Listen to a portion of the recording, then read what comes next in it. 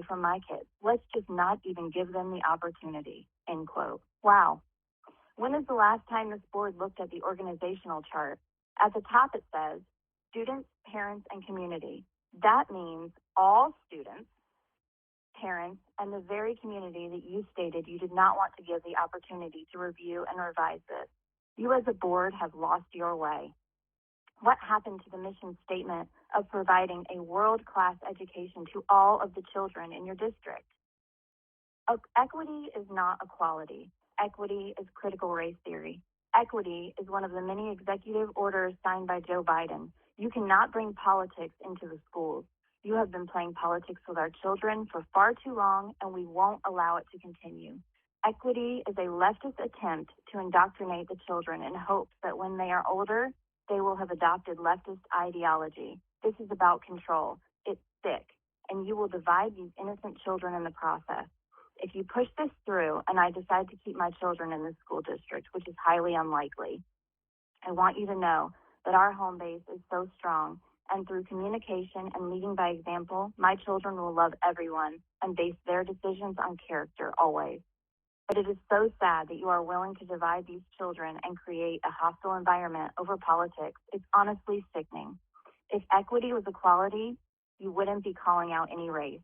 But you are, and it's not, so here we all are in opposition of your radical attempt at indoctrination. Thank you. Hi, this is Shakira Norville. I am a student at West Boca Raton High School. I am making this call to encourage the school board, and more specifically Frank Barberry, our district representative, to keep the equity statement as written. It is important to dismantle structures of white advantage in this country, including our education system, so that all students receive the opportunities and access to succeed. This statement is not to offend white people, but to identify that all our systems in this country were meant to advantage white and disadvantage people of color. There is much to do to repair the inequities and outcomes for people of color. These efforts do not harm or take away from white people, but benefit us all collectively. I am hoping that we can put these words to action to ensure equity for all. Thank you.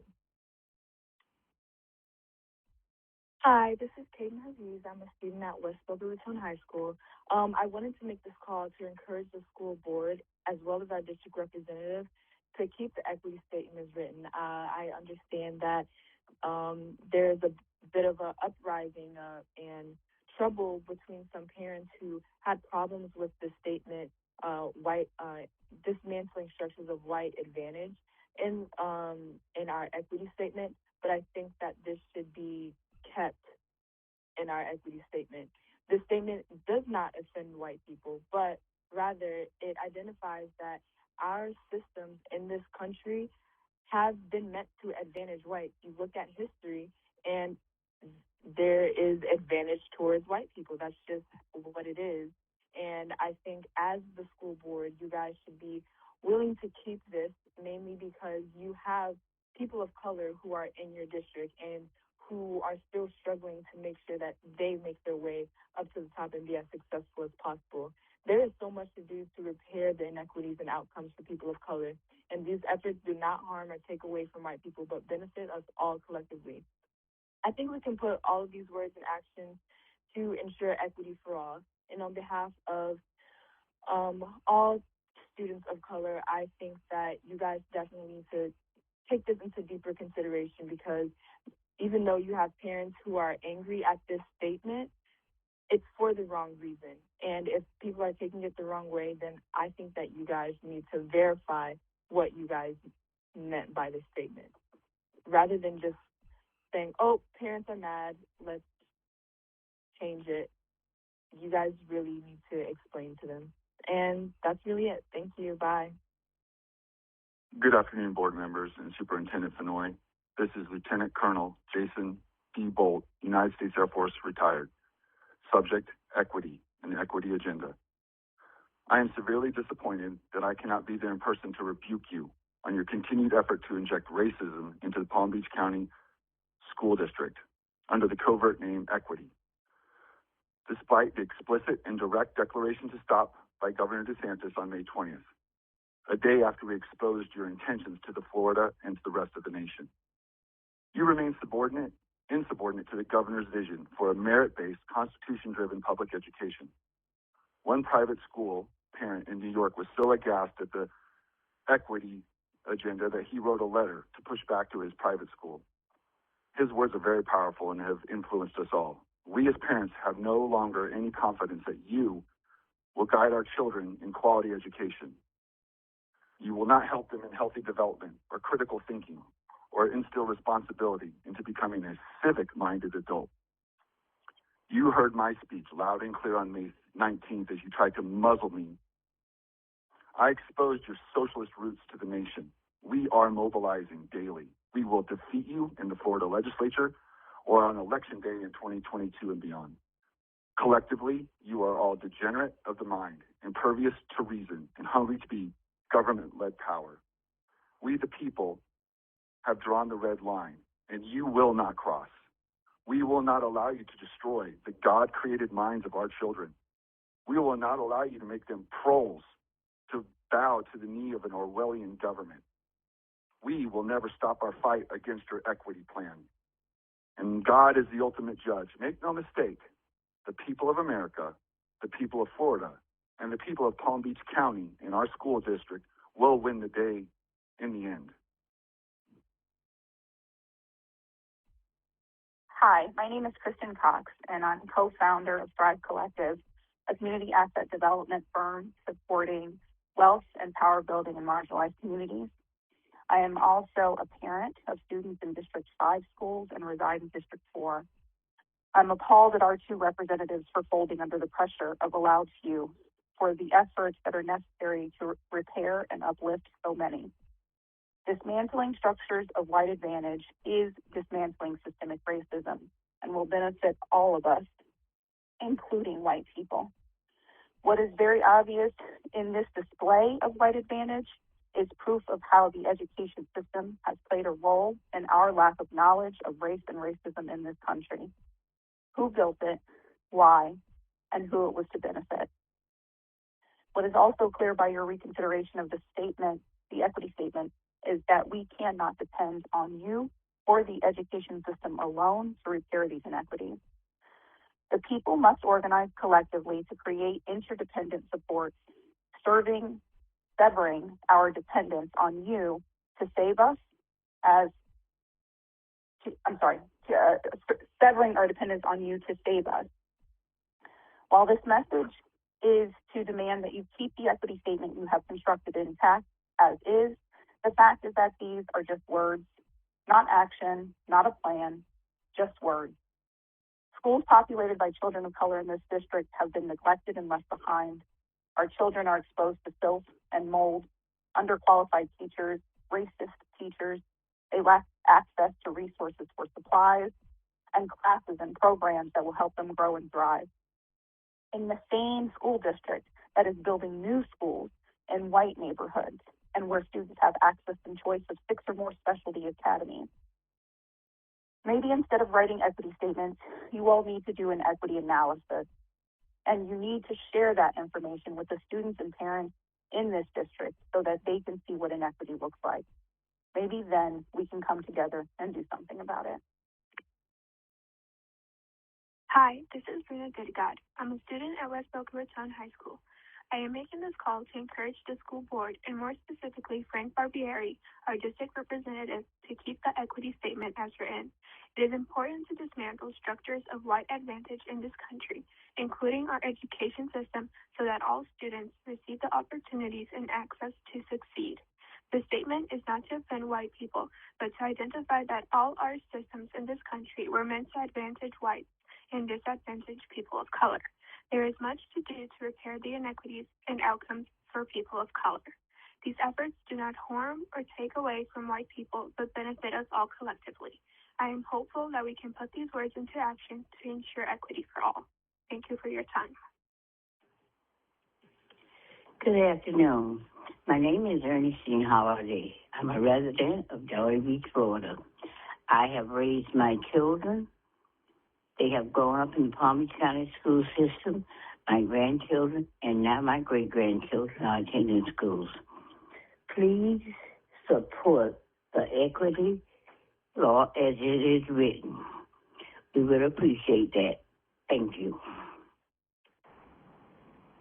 Hello, my name is Willie Barrington. I am a resident of Delray Beach, District 7, with Deborah Robertson, and I want to share my views as relates to the meeting that's being held today, starting at 12, and I have full support. I'm calling with full support of the equity statement as it is currently written. I understand that there are some challenges in voices of different opinions. I want to have that removed.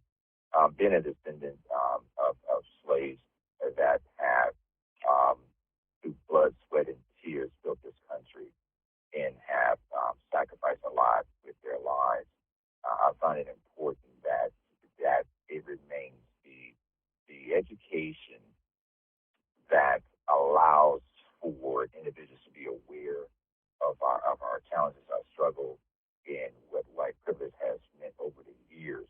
And in order to prevent history from being repeated, it is necessary that history should be taught as it occurred.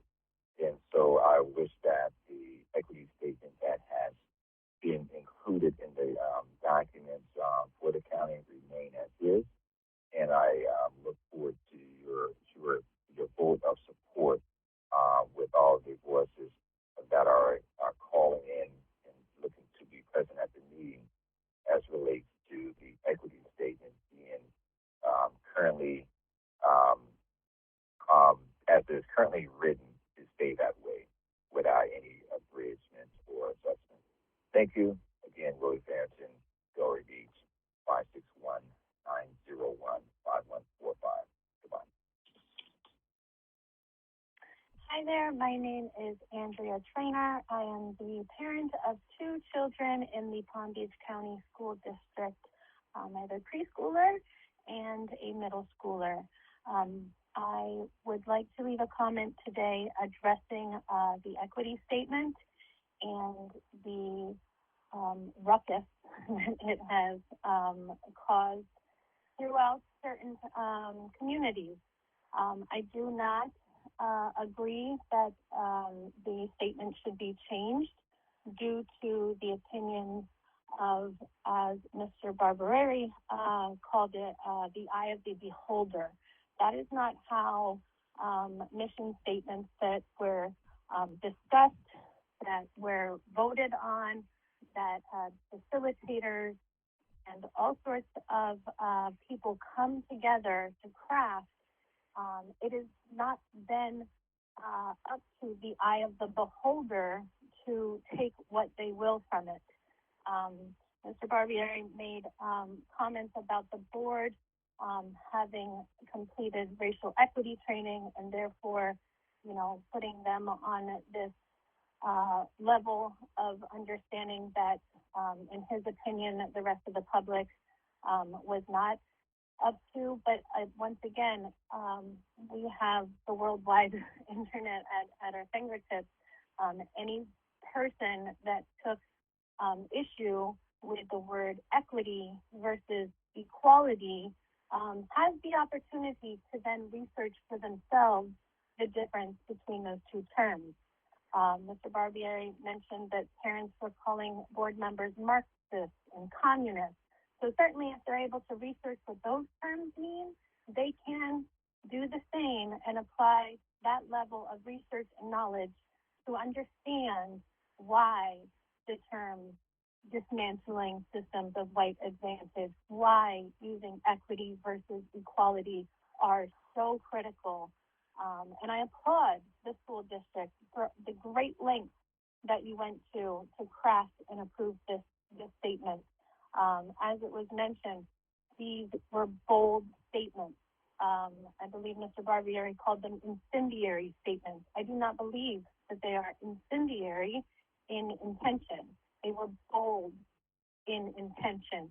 And I would really encourage the board to stick with that bold statement and really, stand by your convictions. We've elected you to do just that. So please do not cave under the pressure of those that are not willing to do the work. Thank you.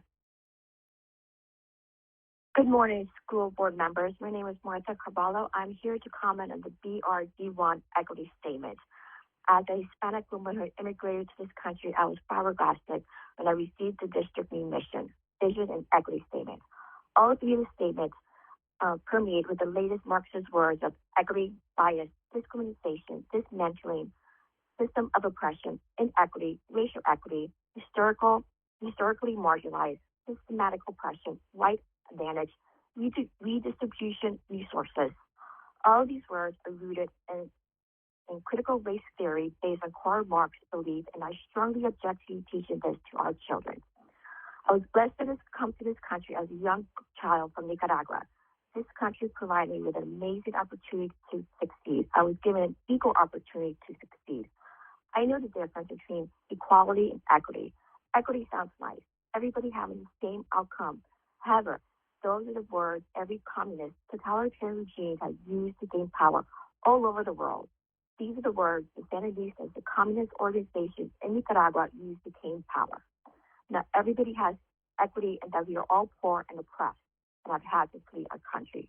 I oppose to teaching our kids and our teachers that our country has structure rooted in white advantage that must be dismantled.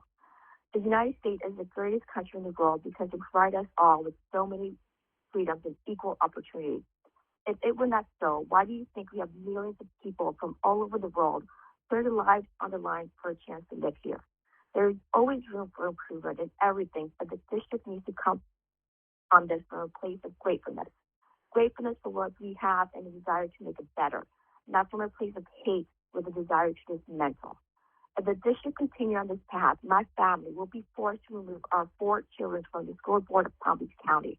I truly believe you're coming from the desire to do what is best for our students. I also believe that most, if not all of you, were born in this country have not had the opportunity to live abroad. Therefore, you are not truly able to understand how wonderful this country is and how much of equal footing it is provided to all of us. Thank you for your time. Bye-bye. My name is Cheyenne Bell, and I will be addressing the change of the equity statement. You cannot change the word white privilege advantage. Change will never happen if phrases are sugar-coated. Changing the phrase means that you are putting the feelings of fragile people above the need for change. You are putting the feelings of fragile people above the need for truly supporting and acknowledging students and parents of color. If we are talking about changing a system that caters to a certain group of people, we have to acknowledge who benefits from it and who is hurt from it. We cannot expect change with such vagueness if the phrase is removed.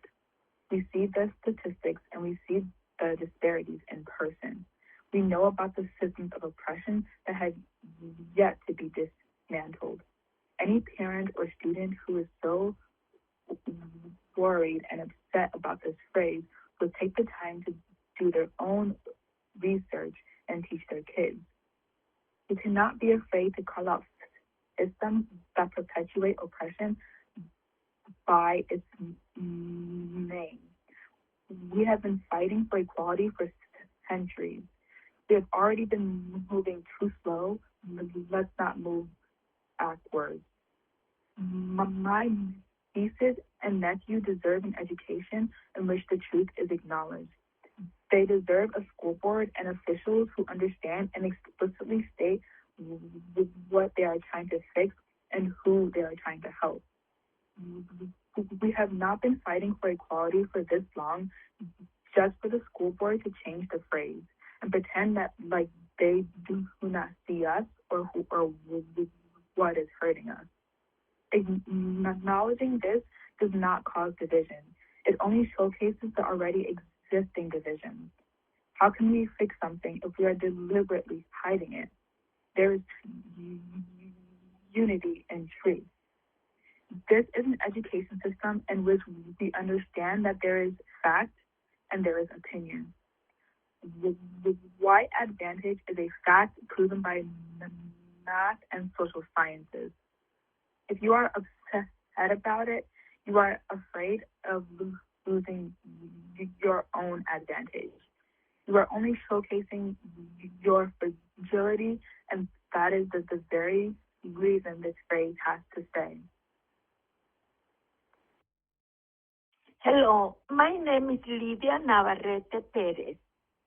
I am calling about the critical race theory, and I want to ask you, please stop it. This is not healthy for our students. I used to be a teacher, and I know how the children will be impacted against this theory. Please stop it, and do not try to harm the children. There are thousands of parents and grandparents against this theory, and please stop it. Don't let it pass. My name is Lidia Cela Navarrete Perez. Hi, my name is Dina Martinez. I am not approved the critical race theory to be part of our mission, vision, equality statement. Please stop that. Please stop that. Mi nombre es Dina Martínez y no apruebo la critical race theory que sea parte de la misión y visión y equality del statement del School Board of West Palm Beach. Por favor, paren eso. Please, stop that. I am not approved the critical race theory to be part of our mission, vision, equality statement. Stop it, please. Mi nombre es Dina Martínez y mi número de teléfono 561-319-2941. Espero que el número no lo hagan público después. Adiós. Gracias. Hi, this is Hello. I'm a student at West Boca High School, and I'm making this call to encourage the school board, and more specifically Frank Barberi, our district representative, to keep the equity statement as written. It is important to dismantle structures of white advantage in this country, including our education system, so that all students receive the opportunities and access to succeed. So this statement is not to offend white people at all, but to identify that our systems in this country were meant to advantage whites and disadvantage people of color. There is much to do to repair the inequities and outcomes for people of color, so these efforts do not harm or take away from white people, but benefit us all collectively. I'm hopeful that we can put these words into action to ensure equity for all. Thank you. Good afternoon, Superintendent and board members. My name is Minister Greta Britt, and I am the founder of United Believers of Delray Beach, as well as a parent.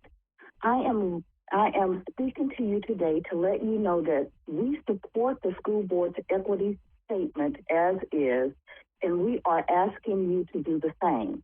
I also left each of you a voicemail message.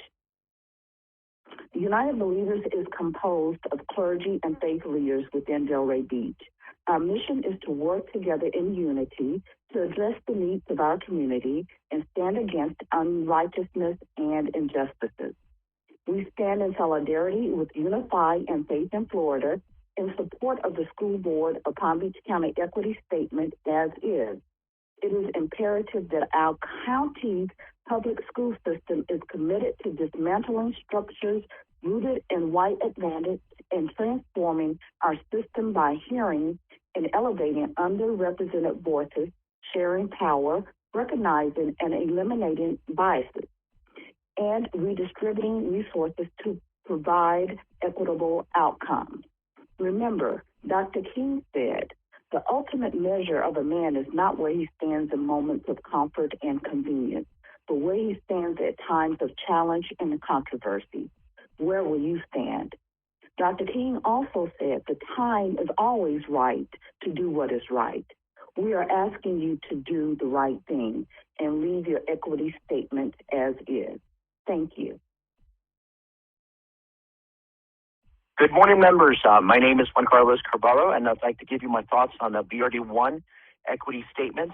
I am a Hispanic male. I did immigrate to this country, and I am appalled by the district's new vision and equity statements. If you wish to destroy the future of our kids and the future of this beautiful country, you're on the right track. I fled a communist regime, and I cannot believe that the U.S. is now heading in that way. I am a minority, and yes, my skin is dark, but I have worked hard and I have succeeded. This is also true for my friends and my family. Hard work pays off, and I'm living proof of it. I teach my children godly values and morals, the importance of hard work, the importance of learning. It is our responsibility as adults to teach them and prepare our children for adulthood. If you continue with this harmful vision, I will be forced to remove my children from your schools. Many people are upset with you and do not agree with you, but people tend to stay quiet. But I'm here to tell you that you're in the wrong. This way of thinking is not right. Thank you very much for your time. Take care. Good afternoon. My name is Cassandra McCrack, and I am a former teacher for Palm Beach County middle schools and elementary schools. I served as a science coach and a middle school STEM teacher in the charter schools, and English language arts was my previous position in the North area. I wanted to call and first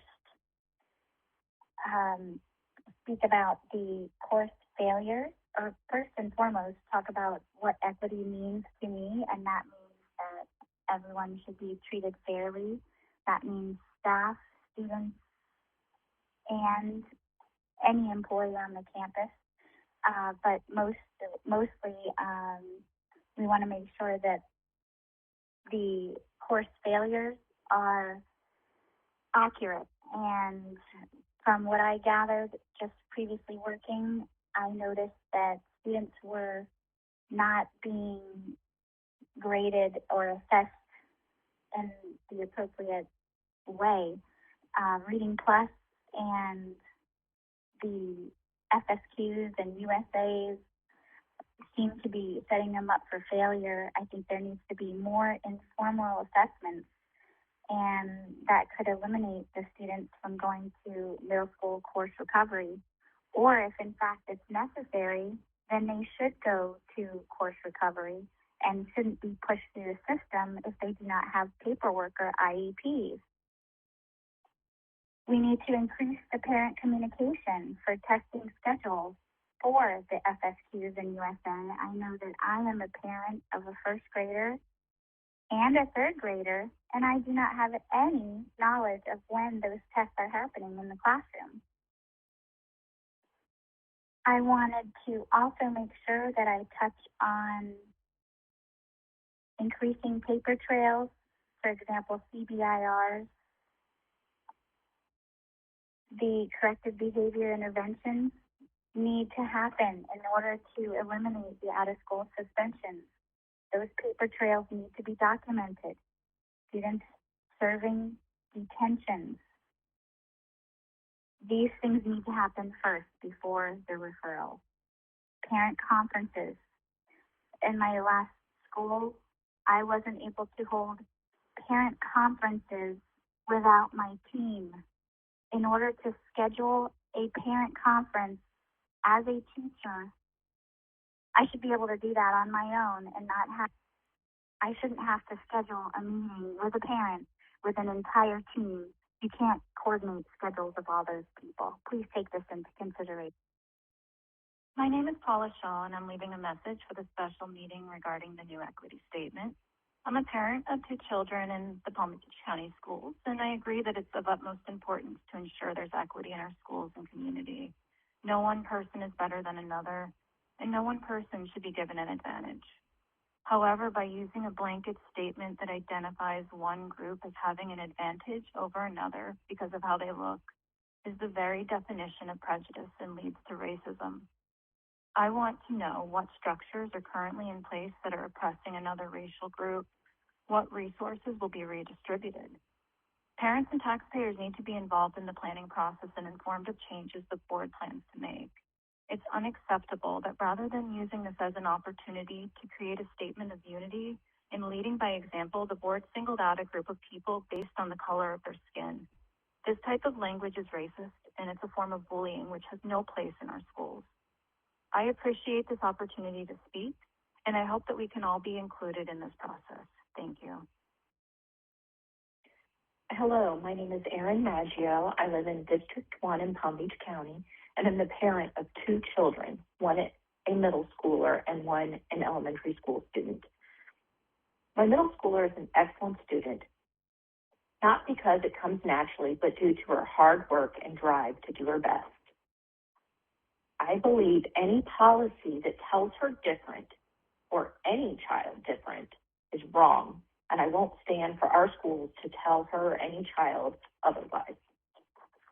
I believe the public school system should teach core academics, reading, writing, arithmetic, and factual history, as my children have active parents to teach them their core personal beliefs, character, and morals.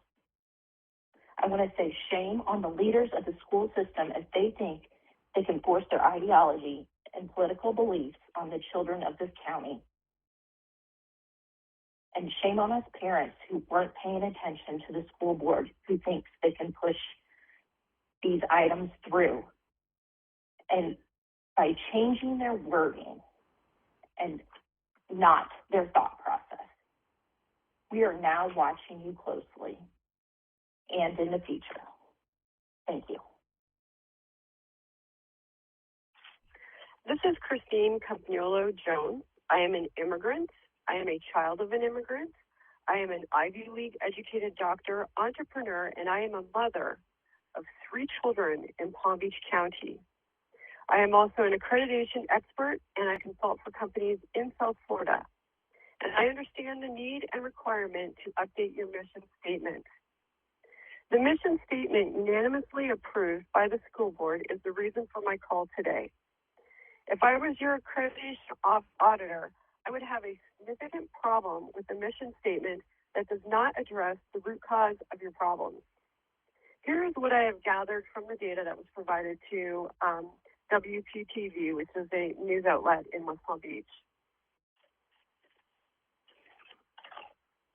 In elementary and in middle school, the discipline issues have been trending downward for the last 4 years. Provided that there are no changes in how discipline issues are being identified in the school, this is a win for the district. The most significant reduction in discipline problems is in the cohort of Black males. It has trended down 2.1% in 4 years. This demonstrates that if all else remains unchanged, your policy to dissuade discipline issues are working. After looking at your data for high school students, suspension data has no trend except for in one cohort. The most significant trend that I saw, which was not highlighted in your analysis, is for high school females in the cohort of free and reduced lunches, another gain for the district. Your data on who failed classes in 9th grade based on race and category is not an accurate representation of student performance, as it is not trended data and it occurred during a pandemic. Most of these kids were at home.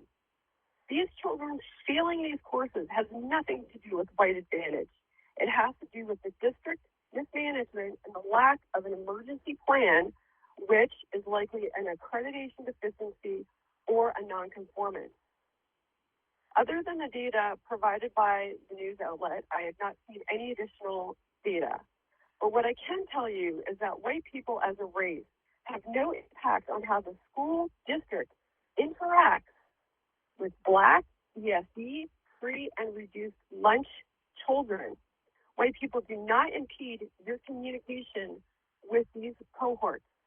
In fact, in your data, in many instances, Hispanics and whites had similar metrics, but the school board chose to isolate white people. I would highly suggest that the school board go back.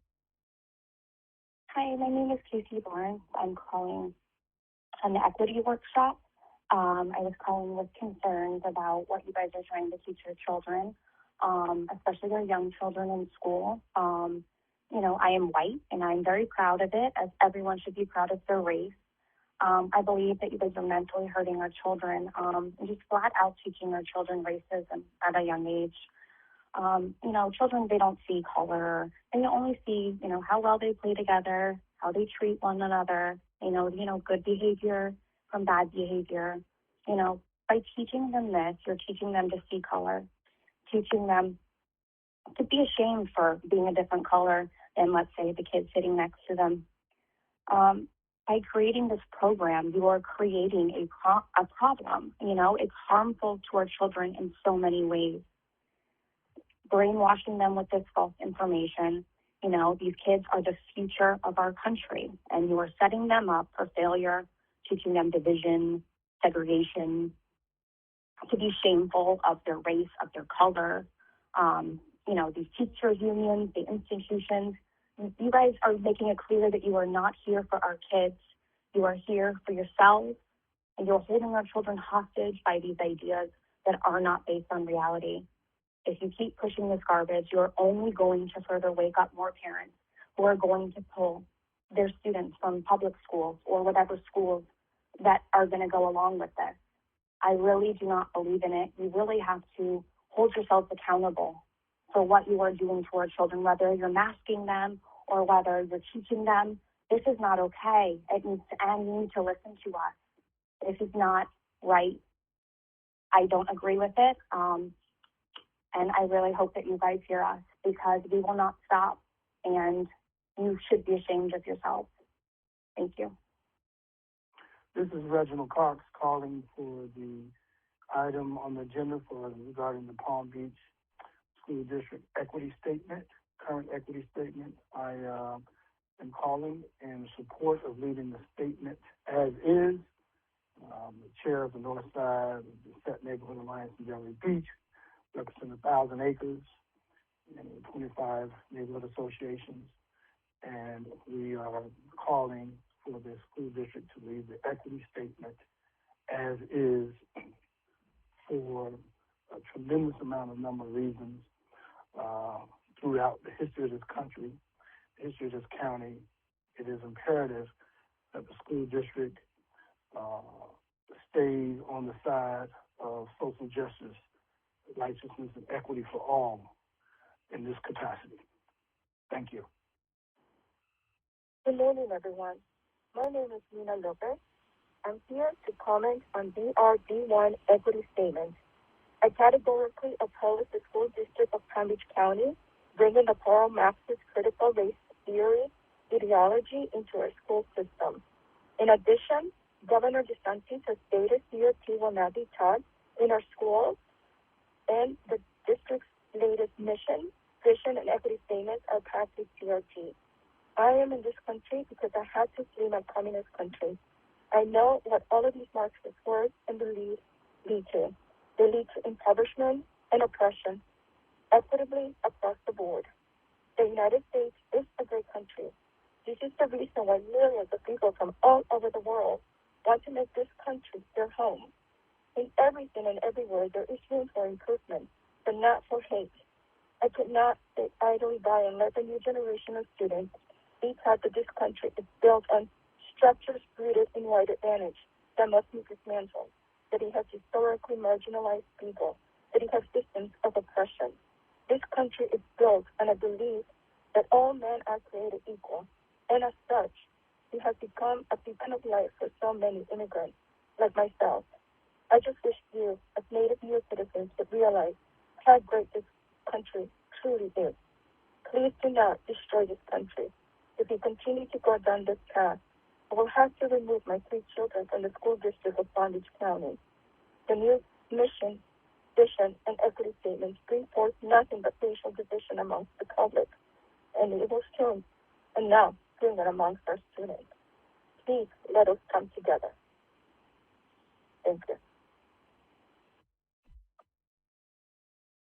Good afternoon. My name is Shayna Latulip. I have 3 children in the Palm Beach County District, and I am speaking on the agenda item, the equity statement.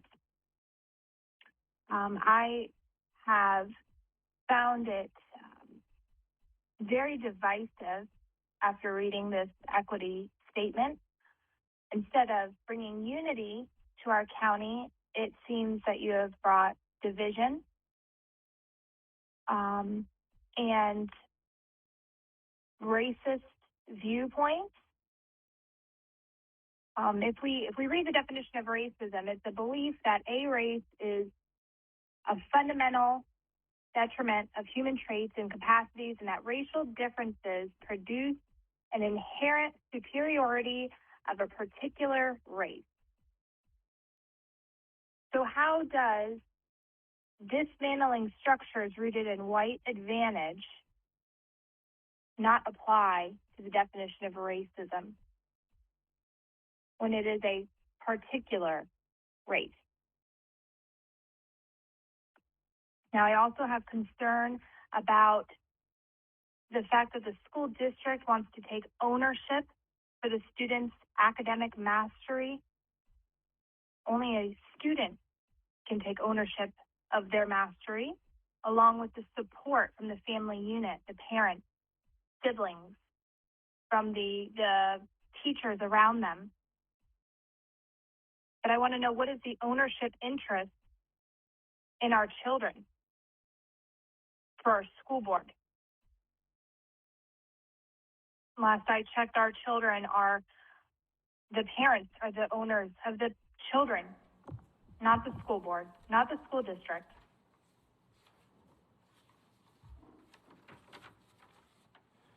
I think that they want to develop, when you say you want to develop agency and voice, yet you're eliminating a whole race to be able to represent their voice.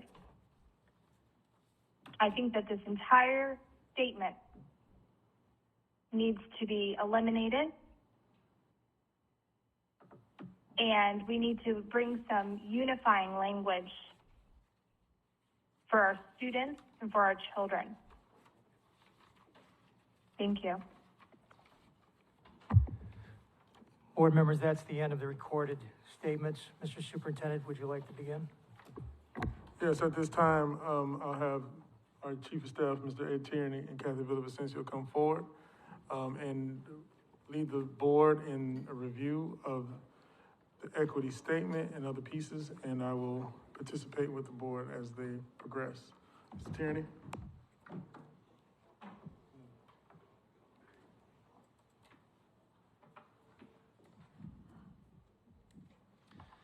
Chairman Barmieri,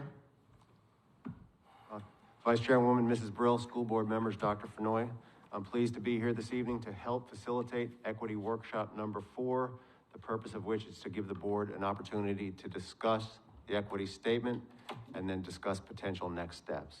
I'm joined this evening with Ms. Kathy Villavicencio. You'll see the agenda for this evening, and our portion will go quickly. The first bullet, why equity? And I'll remind the board that this entire process started with data analysis. And that analysis, during that analysis, the board surfaced and was evident that there are gaps in performance among our students.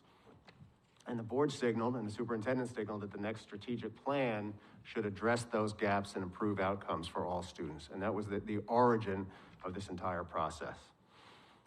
We're going to cover the timeline briefly, in the slide you've seen many times before, and then we're going to make sure to try to keep students centered when we talk about the pre-work phase that's in the process of winding down, the strategic planning phase and the creation of the goals that will serve as the backbone of that plan, and ultimately the execution of that strategic plan, which will be designed to improve outcomes for all students.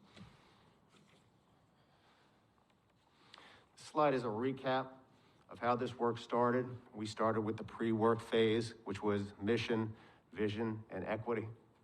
That's a critically important portion of that phase, but I'll remind the board that that pre-work portion is designed to influence or impact organizational outcomes that should, or actions that should improve outcomes for our students. So that pre-work phase, including the data analysis, will then lead to the planning phase and ultimately the actions taken forward that we'll take as a result of the strategic plan we're in the process of creating.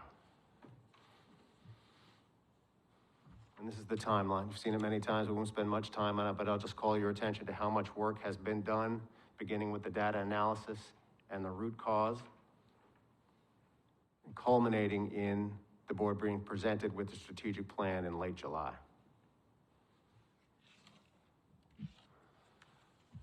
Hello, board. So today we're also just taking an opportunity to recap this work because we also know that, as Mr. Tierney said, a lot has happened. And so trying to revisit that foundation, I think for members of the public as well, to address some of their concerns and questions that I know y'all have received, as well as we've received into board office. So this is an opportunity to do that. So back in November, you saw that puzzle piece, really using this as a time to set a strong foundation for the next strategic plan. I know there have been questions about instruction in actual classrooms, but it's important to remember, really this work is informing the strategic plan. And so, we started with that root cause analysis, as Mr. Tierney said, always grounded in the data. That led to, what does equity mean in our educational system? Again, really focused on the data, not really politicizing this, but using that as the motivation for focusing and trying to understand why aren't we seeing the same outcomes for every student? And then that led to mission and vision revisions that were ultimately adopted by the school board on May 5th. And so you'll see there at the bottom, we kind of have this, this bike analogy that we went over way back when with Mary Furtakis on equality versus equity, right? So not the same bike for everyone, but the bike that they need. And so you also have a copy of that just as a reminder, since again, we know folks have talked about defining things. What does this mean? What does that mean? So that's just a nod to making sure we remember kind of how we got to this point. So everything that we do is about students, right? That's the mandate that we have from the governor, from the Department of Education. The students have to be at the center of everything that we do.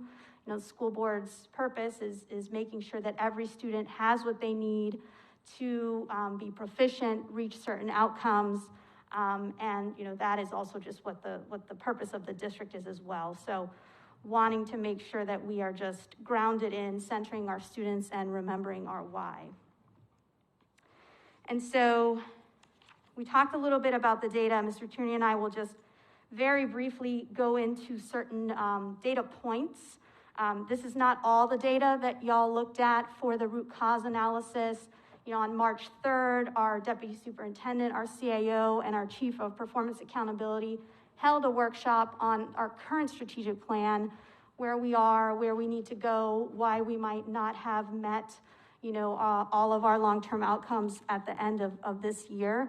And so I also want to point out, I know there were some comments about the data and not everyone succeeding, right?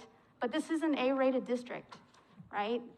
This is also a designated high-performing district by the Department of Education, by their standards. So when we disaggregate the data, that's kind of where we see the inequities, right? So I just want to acknowledge that despite some of those disparities we see once we disaggregate that data, this isn't an A-rated district by the Department of Education, by their standards. So that's important to recognize as well. That's important context, because I know it's easy just to kind of focus on the negative. So, but with that said, student data is supposed to be used as a flashlight to help us get better, to help us improve.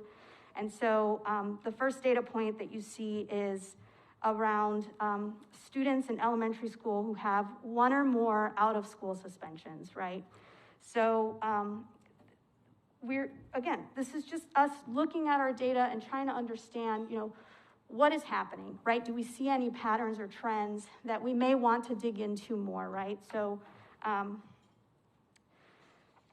we do see some patterns there in our elementary school students and their out-of-school suspensions. Some people had different analogies about, a pool, and the pool is so small, and if you take some kids out of the pool, then you put others in, then not everyone's in the pool. And I think what the board has talked about is making the pool big enough for every student, not necessarily taking away from some to give to others. So again, just using that data to frame that. If we look at middle school, we see a similar pattern in terms of, where the highest rates are. I think this is also a great data point to illustrate that we have a lot of work to do in middle school in general, right, for all students. And so as we look at our strategic plan, as Mr. Tierney said, these are opportunities where we can kind of address these inequities that we see in the data, not just for particular subgroups, but also, you know, certain grade levels where we know, hey, there's something going on here when we disaggregate this data. And then once again, when we look at it in high school, you know, we still see this pattern. What's going on here, right? Why is this happening? Why do we see that in the data? So again, just wanting to make sure we're grounding this in the student data and revisiting really what motivated the school board to go down this path of equity. This is ninth grade course failures. This is one of the data points that we started on the data analysis when we started looking at it. My opinion is, you know, for a principal or someone who supervises schools, this is the most important data point to track, because these course failures have a tremendous impact, tremendously negative impact on the trajectory of an individual student, and it really detracts from the culture of the school that those students attend. So this is an example of data point and inequitable data points that we may or should probably look at to determine the cause and then plan to address through culture, systems, and instruction in order to minimize this impact.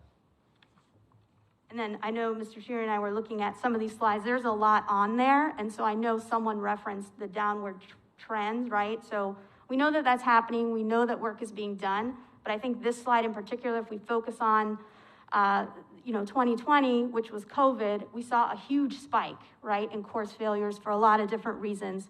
It just kind of drilled home that those, disparities, those inequities are even bigger because of COVID. But again, we can kind of see there's a pattern here. What's going on? Why is this happening, right? How can we address that as a school system where our mandate is to make sure that every student is succeeding and we're not seeing course failures in the ninth grade at this rate? And then in elementary school, our accelerated math program, we know has really great outcomes, really sets students up so that they can take, Algebra 1 at a certain grade level, which we know is an indicator of whether they're college ready, right? So we know that those accelerated math programs are a huge benefit to our district. But here we can see who's enrolled at higher rates, right? And so again, I want to stress, this isn't about taking some kids out to put other kids in. It's about how do we make the pool bigger, right? So that everyone is benefiting from this, so that every kid gets what they need, every kid gets the right bike. So again, this is about the kids and making sure that we're setting them up for success. So again, higher peaks here means that they're enrolled at higher levels. It doesn't tell us why, right? It just tells us there's a difference here.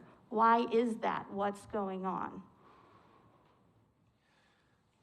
Next two slides, we're going to look at it a slightly different light, and then in that these trends are generally positive. So before I go too far into it, we're not satisfied that the work is not done, but we've generally seen a positive trend. This slide is middle school student enrollment in advanced coursework. And we've talked many times, Mr. Oswald, Dr. Sheffield, about master board analysis and the organizational focus we've had on analyzing our master board, providing more access to courses, providing more support. And as we see these numbers trend up, again, that work is not done, but as we see them trend up, this to me indicates to us that when we pick an important organizational data point and we focus on it and we hold ourselves accountable, that we are capable of moving in a positive direction and improving outcomes for students. So that just highlights to me the importance of the data analysis, finding the areas of growth, creating a strategic plan to address the important levers that improve student lives, and then holding ourselves accountable for doing that. Yep, and pointing out everyone is increasing, right? You don't see one increase and then another decrease. So again, making the pool bigger. This next slide is the high school version of the previous slide. And at this point, Mr. Board Chair, it's time for board discussion. Board members? Ms. Ayala? First, I want to say thanks to staff for recapping the long road that's brought us here. It's been a lot of work on everyone's behalf, and I'm proud of it. And for reminding us that none of this was done on a whim or with any other intent other than to get our district to a point where every single child can achieve better academic outcomes like we want to see those numbers continue going up on those slides.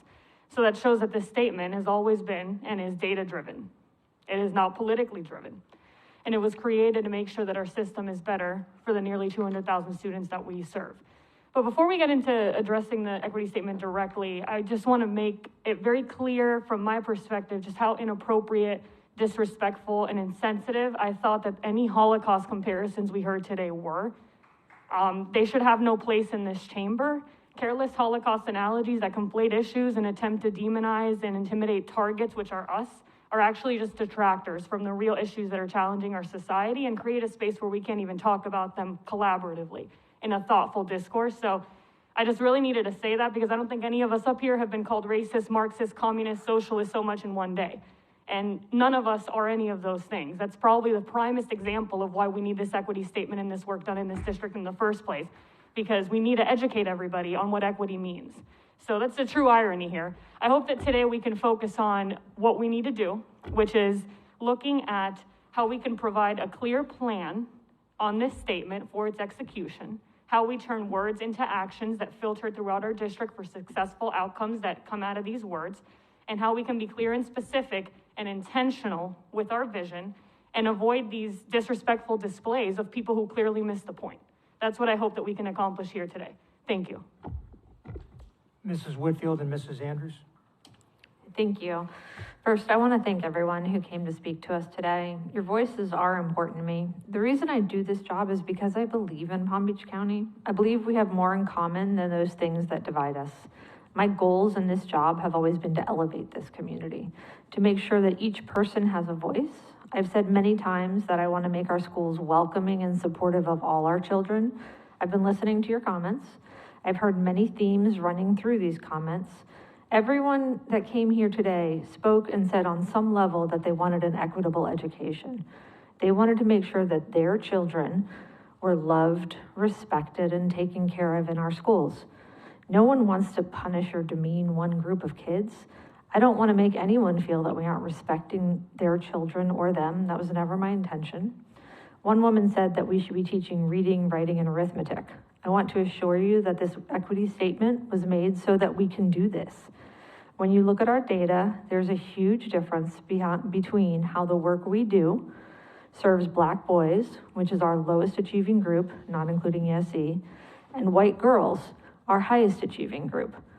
Someone asked, why would we do this during the time of a pandemic when there's so much going on? This is exactly why we're doing this work now. It is because our children are suffering at levels they never have before. The number of children across the board who have Fs on their report card have more than doubled throughout this district in this year. We're not trying to indoctrinate your children or promote one political ideology over another. I believe political discourse among diverging views is how we get to the best decisions as leaders. This work is just us trying to be honest about the deficiencies in our system. Doing this work is the most important thing we can do at this time. When this system works for every kid, all kids will do better. Your children will be more successful. Our goals are to be the best school system in the country. Nothing less will do because your children go here and so do mine. I'd like to keep the equity statement the way it stands. I believe in the work that we did. If this board collectively decides that the words that we used are too harsh or they would like to change the wording, I'll support that decision because what's important to me is that we are supporting every child. The intention that we had behind the statement is what must stay, that all children are educated, affirmed, and inspired to be their best selves. I want to support, uplift our children, and I want to make sure that every person who comes to this school district has their best opportunity to succeed. And that's it. Thanks. Mrs. Andrews. And thank you, and I want to thank everyone who came today and spoke to me as a school board member and the rest of the team here on the school board. Your voices are being heard. We are listening to you. It's truly important that we hear all sides. And today I heard a lot. And you know, we started this equity journey with a consultant. So I want to thank you, Mr. Tierney and Ms. Villanueva, for your work that you've been doing, but I go back to, we hired a consultant to help us. Now, today, it would have been a good time to have that consultant here when we had so many people talking about what did you mean? When we were in those closed door meetings and we were talking and she gave us direction based on her experience, because I think the school district hired her. I never saw the contract, but the school district hired her to come in here and help us. Today would have been a good day to have her here to answer some of the questions. And so as we move forward for the next steps, do we still have this consultant, Mrs. Fertakis, working with us? Have we hired more consultants? I really do believe the statements that we're talking about here today are words, and the words cause a lot of polarizations. They have caused a lot of confusion for people, and people felt that their children were being discriminated because we were talking white advantage and this piece that we worked on today. And so that's why it would have been really wonderful to have a recap if our consultant had been here. So I just want to go back. Are we still working with this consultant? Do we have more consultants working with us, or will it be the school board taking it to the next level when you say the next steps? We work with Ms. Fertakis on the first contract, who's worked through the equity statement with the board. The board recently approved her second contract, and the scope of that contract was more to work with capacity for staff. So we are still have Ms. Fertakis on contract. Her focus has shifted from board as the pre-work wound down to staff capacity. May I request that each board member get a copy of that contract? I think it's important for us because as we listen to the public today, there were really concerns about how we came up with what we came up, and we certainly didn't have any intent to cause harm, to be causing decisiveness and to cause confusion and misunderstanding, and for people to say that, you know, this was part of what we do. I've been on the school board a long time, and I truly work for academic excellence for all children, and I know the actions mean more to me than the words. And when we have 7 words here that we're really concerned about on both sides, one side saying we can't lose these words, and the other side is saying that it's going to cause harm to their children, it makes me say that we've got to come together. We've got to come together and figure out how to do this. This is why I was asking, where was the consultant today? And so when I look at this, I felt like we haven't been inclusive with these words so that everybody could feel that there was something in it for everybody. When we're talking about equity, we're talking about each and every student. And so that's why I was looking for the consultant today. And I do believe that we must improve the performance of our underperforming children. That's something that I believe in very, very much.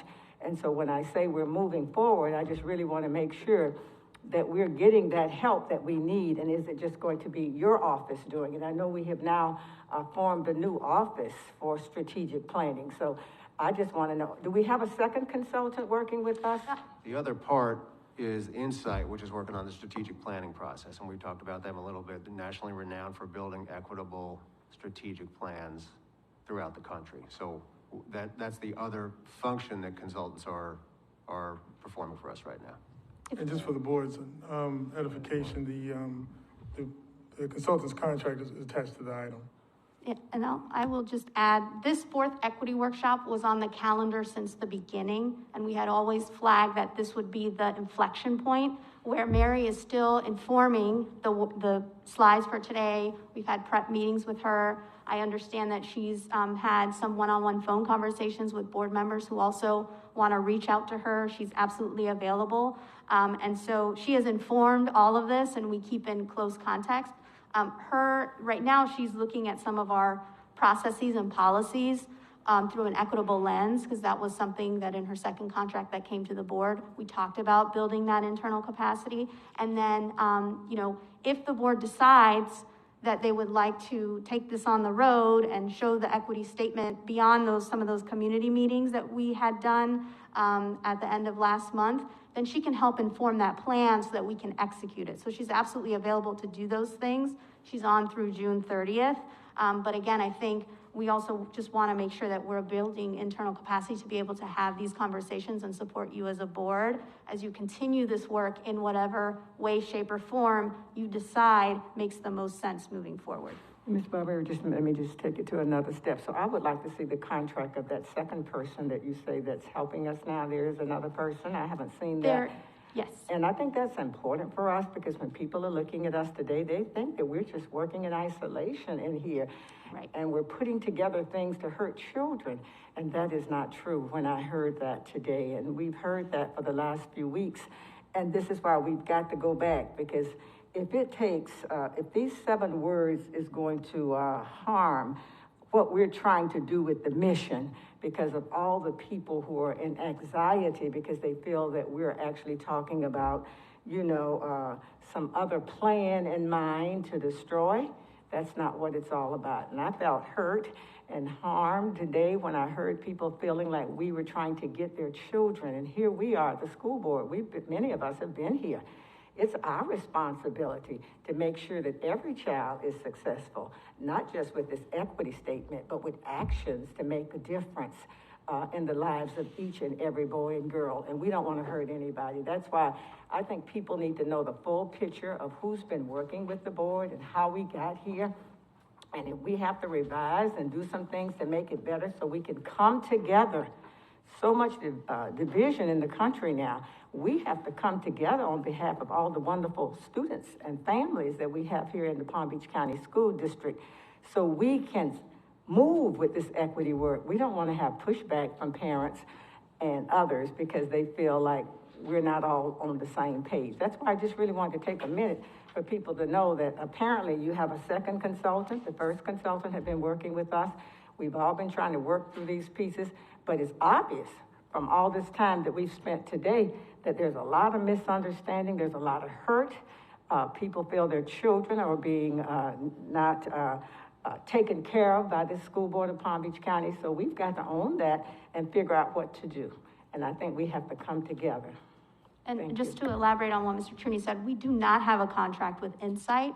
They're providing their services for free based on the TSL grant that Human Resources Department secured. And I know we shared that back in January when we were going over critical structures strategic plan, but we'll share more information. They were actually going to be here today, but since we postponed that workshop, they're going to try and join us virtually next week, but we will do a better job of making sure everybody understands who's supporting us in this work. And I think it's for the board and for the community to know that we're all working together, because right now there is a feeling out there that we're not working on the betterment for every child. And that's what we're talking about. We know where our faults are based on where we need to move our children to success. But we know that we have parents and we have children for this whole Palm Beach County. And this equity means for every child to move them to a level of success. Thank you. Before there's a response from staff, I think, Mr. Barbieri, were you recognizing me next? I'm sorry, Ms. Brill was right ahead of you, Ms. Okay. Ms. McQuinn. Did you want to respond? No. Sorry, Mrs. Okay, McQueen. Ms. Brill, then Ms. McQuinn, then Mrs. Whitfield. Thank you. And first of all, I want to thank you so much for bringing us the data again, because it's good to be talking about student achievement. That's what we're here for, and to make sure that all students succeed. I will make one comment on the data. I've repeatedly asked for this, and I don't know what the problem is, but I've been asked by the community, the Haitian community specifically. They would like to see the data broken out for the Haitian community. And I brought this up at each time we've had the data. So if there's a reason why we can't do that, if you could please share it so that I can share it back, I would appreciate it. So I have to, first of all, thank everybody that came. Regardless of what your perspective was, it's very clear that what I brought up last week, the speakers illustrated and the emails have illustrated the divisiveness and polarization that is caused by some of the words in our equity statement. No one group should be made to feel less than any other or disenfranchised. Now, some of the people wanted just to remove the words that I had suggested the last time, the dismantling structures rooted in white advantage and just that sentence. Others suggested the whole paragraph. I personally don't think, that we need to dissect the whole statement. I think that it's, as I said last week, by removing the reference to white advantage, we still make a very strong statement. But I just want to say that equity is not just about race, right? We've talked about it. We've talked about all the other groups. It's about reaching all those students, as Mrs. Andrews said, about working together. The whole goal, my vision, was that we would have a statement that would bring everybody together so we could talk about making sure that every student is able to be successful. I mean, that's what we're all about. I do want to close my comments with sharing something that one of the people that wrote to us had stated at the end of her email. Sherry Delaney from Belglade ended her message to the board, and I cut and pasted this out to read it. She said, when considering equity, please consider carefully how your words and actions can negatively impact children and staff in your schools. Please find a balance that does not create a divide and cause harm. Please consider that in your efforts to create equity, are you then punishing one race and causing division? And I thought that was very profound, so I wanted to share that, and that's the end of my comments for the moment. Mrs. McQuinn? First of all, I do appreciate all of your work, thank you, and that was not intended to be a reprimand. I just wanted to get my voice in there. So forgive me if that sounded like one, it wasn't. I am not going to address the equity statement right now. What I want to address is Mary Fertakis. She did not impose herself on us. We invited her, and she's been more than generous with her time. At no time did Ms. Fertakis try to lead our thinking. Sometimes she tried to slow us down in our thinking. She did quiz us down a few times about whether we should socialize this before we voted on it. And please remember, this is not a policy. This is a statement that we can amend, but I personally did not want to socialize it first because for me, virtual meeting, I had two people contact me about why I didn't have a virtual meeting. One was a principal who was worried about my health. Another was a community member, and he and I have had several conversations by phone and email. I know that my community does not work best virtually, and I will be following up with school-specific conversations about how we move forward. But I really feel very strongly about defending Mary Fertakis. Thank you. Mrs. Whitfield? I just had a question for Mrs. Andrews because she kept saying 7 words, and I wanted to know which 7 words. Okay, so I just want to make sure I was on the same page. So she's talking about dismantling structures rooted in white advantage and. Go ahead, Mrs. Andrews. I just want to say to Ms. McQuinn, I think Mary Fertakis came in here and worked with us. I'm just talking about like today when we had so much discussion, it would have been wonderful to have her here as a resource. People were talking to us and they were saying that they felt like we may have been having an ulterior motive for what we were doing. And that's not true for any of us. And I thought today would have been a great day since she has been our consultant, been working with us, that she could have been here to kind of share some viewpoints as to some of the things that she had talked to us about. Because we did spend a lot of time. And all the time that we spent, I really didn't feel that we would be hurting people the way I heard the hurt today. And I heard many people say they supported it. But when we're not coming together as one for the benefit of the children, then it causes me to take notice. And I just thought she would have been helpful to us to have her here today to give some comments. Because people do learn, and that's what we did. We learned from her. That's why we hired her as a consultant, the superintendent did.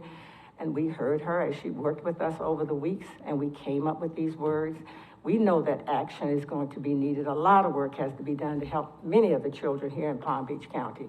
But today would have been a good day to have her. That's why I just wanted to know when we are moving forward and we're talking through a lot of these issues, if we have the resources there so people will know the board is being guided and working together with folks who've had some experiences maybe that we haven't had. Thank you. To follow up on Mrs. Andrews, I think it's only fair to say that, that the board We didn't ask for her to be here today. In hindsight, maybe it would have been great to have her here so she could have, she's probably listening anyway, so she could have helped us with what we have to do here today. But we all, we didn't ask you to do that. And, again, follow up on Mrs. Andrews. It would have been great to have her today, but she, it's not your fault she's not here. We didn't ask for it. Again, in hindsight, it would have been great if we would have, but we didn't. So, Dr. Robinson?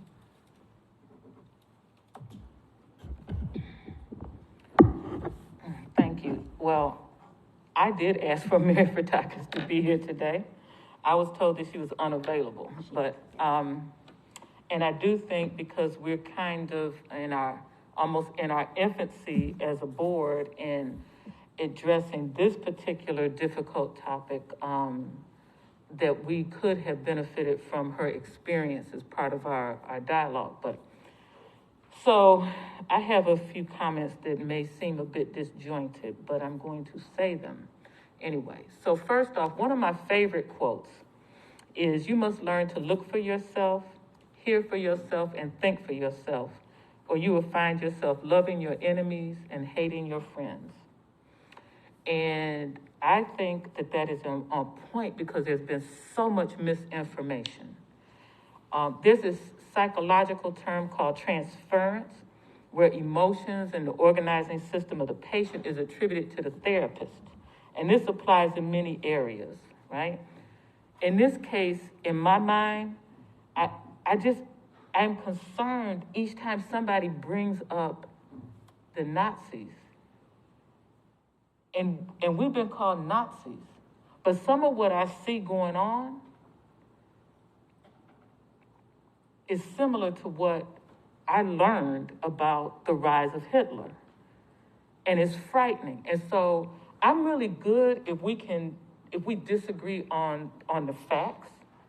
I hate when there's disagreement around misinformation or misunderstanding. And so maybe part of it, and maybe that's what Ms. Fotakis was trying to tell us when she asked about socializing it, is that we need to talk to people more so that they understand, because there were a lot of things said that was nowhere near what I was talking about, right? Or what I thought that we as a collective we're talking about. I hope that we don't allow people to divide us. We as a board have looked at data, we've looked at our processes, we've had these workshops with lots of discussion, and I thought that as a collective we accepted the need to change our system to address the needs of the least of us, not to the exclusion of anyone else, right? And that's why I kept talking about this portrait of a graduate. Where is it we're trying to go? What is the minimum, and I want to be clear, minimum in terms of success that we want for each of our graduates? And any child who surpasses that, God bless them, I applaud them, right? But I think that we have to set some expectations, and then we figure out how we work towards that. And we do look at each child, each and every child. And when I did my little town hall meeting, I said, and I mean this with all my heart, one of the things that I was most proud of in our statements is that we changed from talking about all children to each child, because that's when we really make progress. And guess what? It doesn't matter what the child looks like, right? But our statistics tell us that our system tends to not develop the human capital in certain children, right? And so I think that's what that was about. I don't need to go back into history or even into things. I mean, some of the obstacles in our system have changed over time, but the data's nowhere near as good as we want. And guess what? And I've said this from this dais, we're not doing a good enough job teaching white children, right? So we just need to do better. If we focus on the needs of those with fewest blessings, we will address the needs of all children. And that's what I thought we were talking about. Now, I want to just address a couple of things that just bugged me out with the misinformation. Teaching any race of children that they are not good, that's not part of anything that we've talked about or that I imagined. I can't imagine anybody on this dais would accept anything like that. Teaching children that this country is bad, no. Guess what? I'm trying to make this country live up to its promise, right? So yes, we want every child to have a chance at the American dream, right? And no, we're not going to either explicitly, what I'm hoping we end is the implicit messages to some children that you can't succeed. And I'm not talking about teaching any of this stuff to children. It's the adults whose minds I hope we change. We all grew up in systems that affirm certain people and deny the realities of others, right? And adults, now we carry that with us. We carry the biases that we learn. Many speakers said children don't have these biases. I agree. They'll learn them, though, if we don't change the adults in our system. And that's what I'm hoping to change. One of a teacher emailed and said it's essential that we educate, not indoctrinate our children. Absolutely, absolutely. And somebody said there was this accusation they keep saying that we want to teach children critical race theory. No. But as one of the speakers said, I want to teach them critical thinking. Exactly. And how to find the facts for yourself, because there's so much misinformation out there for children and adults. You can run down any rabbit hole and be absolutely certain you're correct. And so one of the things we have to do is teach young people how to verify what they think is facts, right? So that the next generation doesn't operate on so much misinformation. Somebody said we're teaching Black and brown children to be victims. No. I hope to work to make sure that they're not victims and that we're teaching children to see children by race. No. We want the adults to stop treating children based on whichever kind of ism is in the forefront of their brain at the moment. And there's many isms. But this country was founded on racial bias, okay? And that's just the truth.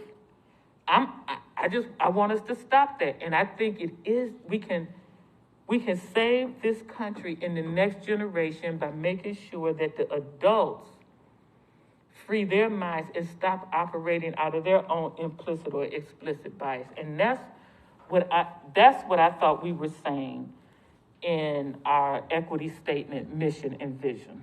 Thank you. So let me add my 2 cents, I guess. The definition of equity is on the district's homepage, and I'll just remind everybody what it says. It says equity means each student, regardless of race, ethnicity, poverty, disability, language status, undocumented status, religious affiliation, gender identity, and sexual orientation, will have access to the opportunities, resources, and support they need to imagine, nurture, and achieve their dreams. I believe removing barriers that many children face is the core mission of this entire board. I believe the idea of an equity statement was to follow that definition and get the entire school district behind the critical work that needs to be done. Equity, to me, is removing those barriers standing in the path of a child's success and distributing, and I want to clarify one word that we definitely need to change, distributing, not redistributing, which connotes taking from one child and giving to another, district resources, whether they be staff, programs, or funding, to ensure every child, no matter their race, ethnicity, and all those other obstacles that might be in a child's way, are removed so that the child receives the education that they deserve, an education which allows each child to attain or achieve their highest personal potential. Not every kid is going to come out the same. We can't do that. It's not a possibility, but we need to remove the barriers that don't allow any child or restrict any child from reaching the highest potential that child has within him or her. It's obvious that when children come to us, they're not equal. You know, the framers of the Constitution said all men are created equal. Well, that's not true. We all know it. Some kids are born with cognitive difficulties. Some kids are born with other issues. And even if they're born perfectly the same as the baby in the next bassinet, then when they get to us, things have changed, right? A poor child who may be white, black, or Hispanic and can't read, when that child enrolls in our school, through no fault of his or her own, needs additional resources to help that child get up to speed so he or she can move forward with his or her education. Would the taxpayers of this county support our schools, not want us to provide additional reading support to a child simply because the other children who are reading on grade level are not being provided the same support? Providing those additional resources removes barriers for that child to a meaningful education. That is an example of equity as opposed to equality. A child comes to us suffering from cognitive impairment. That child is far behind his peers due to his disability. Without additional resources provided to that child, which his peers don't need, educating the child will be a failure. Would the taxpayers who support our schools say that providing that child with additional help without giving that same equal help to his peers who do not need that help, is that wrong? That is equity, not equality, that dictates the need to give additional support to that child. Just ask our teachers. They get 20 kids in their classroom. Do they treat every child exactly the same and just give them the same lesson plans, or do they give special attention to some children in the classroom that need special attention? That's equity. That's not equality. Equality would be, you all got the same homework assignment, you all come back tomorrow and take the test, and we don't care whether you get A's, B's, C's, or D's, you're all being treated the same. That's not what we do in the schools. That's not what our mission is. The taxpayers don't want us to treat every child equal. They want to make sure that every child gets the resources that they provided with their vote, those tax dollars. We allocate those tax dollars to make sure that no matter where the child stands when they get to us, we can make sure that they get what they need to get them up there where they need to go and for a profitable and successful future. We live in a challenging times with more focus on what divides us than what unites us. I mean, it's obvious the country is at a place where, in my 71 years, I've never seen anything like this in my life. Even back in the 60s, when there was all the turmoil, then it seems like that was nothing, a walk in the park compared to what we're dealing with today. We are tasked with educating our children. Anything that inhibits us from that task is mission creep. The intent in approving an equity statement should be about bringing forth unity, not the division and polarization that was the unintended consequence of our current statement, due only to the words that we chose. If there's more discussion about the words we use than the reading scores, the math scores, and the graduation rates of our children, the process has totally failed. It is clear at this point that we are at that situation. The words have become the issue. That's all the public is focusing on, is the words.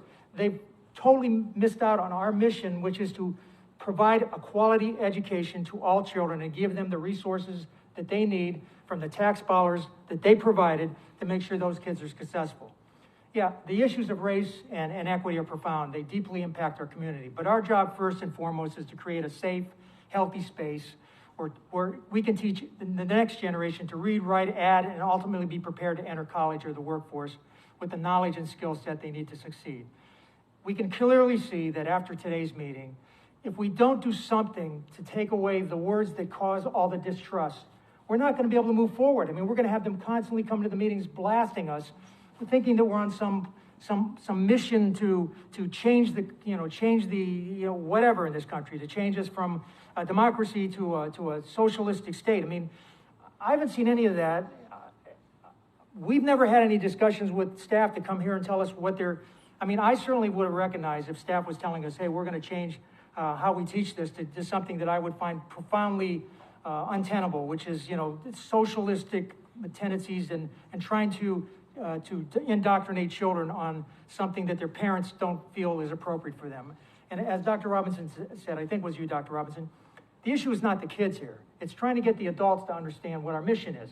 And they need to understand that, when we talk about equity, we're not talking about critical race theory. We're talking about allocating resources in a way that every child gets what they need in order to succeed.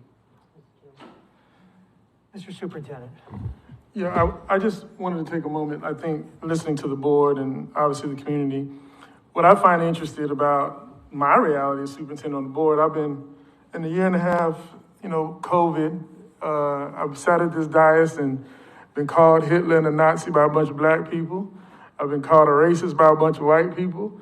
And it's very interesting to me. I'm a proud son of a man who spent 22 years in the U.S. military. I grew up on military bases my entire life. And so the idea of socialism and communism to me is just insulting. My dad almost died in wars. And as a young child, I had to witness that. And so, but I'll say this, the words, yes, they're polarizing. Let me tell you something. If we don't put actions in place to deal with the data that we have been looking at for many, many years before I got here. And now that I'm here and the old strategic plan is expiring, we have a new one ahead of us. But the data's not lying. The data's not polarized. The data's not political. The data is absolutely truthful. And so our goal, I think, what has been missed, and we can do an analysis of what was missed and why people are so polarized around this, but here's the hard truth. We have students that are disabled, we have students that are Black, we have students that are poor, we have students of any demographic that you can imagine that have not been fully served by the school district. And again, and we don't know all the reasons, and that's why we need to dig deep into that. But our end goal is what the old mission and vision was. Every kid, every single kid. And I think, but we also have to acknowledge that every parent can advocate. And part of our role as a board, as staff, is to figure out what each child needs to be successful. We're in a moment in time, whether you like it or hate it, we are starting to get resources to begin to address this in a way that we don't have to take anything from anyone. In all my years in education, 22 years, I've said this one phrase, and people who know me well know this, they call it a Fenoyism. We have to raise the floor and the ceiling simultaneously. And with that floor, though, we have to accelerate it. So I'm not ever going to say, my son's a gifted kid, and we didn't pay someone, a psychologist, to do that. He did that on his own. He didn't do it because of me, because I'm not that smart. His mother is very, very smart. But I will say this, y'all, we have to raise the floor and the ceiling simultaneously, but we have to accelerate that bottom. And so I think we're just in a moment in time. The only thing I ask is that at some point we have to create the plan, execute that plan, and monitor that plan. I think Mr. Barberry and everyone else is right. We're talking about adult issues. We're not talking about kid issues, y'all. And so we've got to be brave and bold with our own teams. And then truthfully, we've got to work with the community on this. We can't, over the years, we put so much on public education that sometimes we don't ever get to talk about educating. We talk about everything else. Now, we have to embrace that because that's just the moment in time that we're in. So the mental health work, the new work Mr. Oswald is going to be doing with equity and all these pieces, these are necessary. These are things that this board asks us to do, things that I believe in. Now, we still have to figure it all out. We still have to build these teams. But we can't do this without a plan. We cannot do this work without a significant plan based on all the data that we're looking at today, because the data is not political. The data is just facts. Mrs. McQuinn. Gotta unfreeze my screen. Whoops, sorry. So, Dr. Robbins said, I don't want this to get lost. I say this with all respect, but usually she says things with a lot of words, and this was said with so few words. I don't want us to lose this. This isn't about what we're teaching the kids. This is for adults. And, we've had a 5-year strategic plan. This all started. Why do we have an equity statement? We have to do our strategic plan. Well, all the data knows, and I'm referring specifically to Black students right now, we know that they significantly, a large majority, underperform our white students. Well, 5 years of grandiose plans haven't made that much better. So what are we going to do differently? That's where all this started. So please don't lose this. This isn't about bringing this to our kids. Thank you. Ms. Ayala, then Mrs. Whitfield. Thank you. Wanted to touch back to the Mary Furtakis situation. I believe her second contract was passed unanimously on consent on May 5th, if I'm recalling. So the contract is there available for all of us to see, and we all knew she wouldn't be here today as well. But today, more importantly, we heard from other elected officials, partner organizations, community leaders, parents, faith leaders that represent the fabric of Palm Beach County. And many of those folks asked us to stand by our words and not retreat right now. I have 225 emails and counting in my inbox over the last week that is requesting to keep the statement as it is. That's from parents, that's from retired teachers, that's from teachers currently working in our district, that's from students, and I'm gonna go through the list of organizations that I've heard from, including that. United Way of Palm Beach County, the Palm Health Foundation, Compass Community Center, the Anti-Defamation League, Primetime Palm Beach County, the Guatemalan Maya Center, community partners, Families First of Palm Beach County, the Coalition for Black Student Achievement, the Palm Beach County Human Rights Council, Organizing Against Racism PBC Alliance, Healthier Neighbors, a National Association of Social Workers representative was here today, various clergy, a state legislator, university professors, including 2 from FAU, students, parents, and even a student petition from the National Honor Society president at Atlantic High School named Daryl, asking for the racism and the discrimination in his school to end. Okay, so now is not the time, in my opinion, to go back and forth on wording. We've invested over 20 hours already doing that. Now is the time to work on what the superintendent just said. How are we, as the district leaders who are tasked with the work Mary Furtak has guided us through, we are the district leaders, not her. Her being here today wouldn't have made a decision moving forward on what we're gonna do, how we're gonna instruct our team to do the job of equity. What does that mean to us? We have to hold firm in what our values are. We need to focus on defining the goal of what this means to us and share that with our educational leaders in our schools to make sure that they can have clarity on the task of executing the vision, as well as to all the concerned parents all over the county who are here today expressing their confusion and their anger and their frustration over what we released without a plan. So that's the reality. And frankly, we owe that to our educators to give them the tools to be successful at this. We can't give them a losing proposition and expect it to succeed. And we can't back up when we have some little resistance right out of the gate. The statement isn't even a month old, and we're getting pushback, which we knew we would get. At the workshop, we all said, we know this is gonna be hard. We have to do the hard work now of committing to what we said, what we all agreed to, what we all approved on consent on May 5th without hesitation or discussion, and give our system the roadmap and the tools to make sure that we can increase the academic outcomes we all want to see increase for every single student we serve. I firmly stand with the statement as it is. Mrs. Whitfield, then Ms. Brill, then Ms. Andrews. I just wanted to talk really briefly about the disunity in the community. I am very frustrated and saddened by it and by the people who believe that we are trying to hurt their children as well. I think this is a real impact of the pandemic. I think the fact that we haven't had a chance to talk to people the way that we used to, meet with people, see each other, be eye to eye, go to meetings. So I think that, going forward, when we decide to do anything, I really think we should make an effort to socialize it, and trying to get the word out to communities is really important, because I don't want anyone to think in our community that we don't hear them, or that their voice is not heard and important to us. Because this is one of the things that I like most about this board, is because we are a nonpartisan organization who really is there for all of the children in the community. It makes me very happy to be on the side of looking out for children, and children are just who they are, and we're gonna help them. So I don't want anyone in the community to think that we don't hear them. And I think that hopefully as we go forward in our post-pandemic life, things will start getting better and we can have better communication. But I would like us in the future to make sure that we bring everything out to the community. I think we've learned that the community will come find us if we don't. So we need to make sure that we bring things to them first. Thanks. Ms. Brill. Thank you. So I have to disagree with Ms. Ayala, because words matter. And the words in our equity statement that's a separate issue to the work that we have ahead.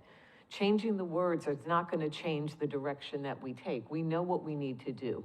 We know that we have to provide the resources to make sure that all of our children succeed. Something that I fought for many years. We're a lot better than we were with our students with disabilities, but we're not there yet. We still have a lot of work to do.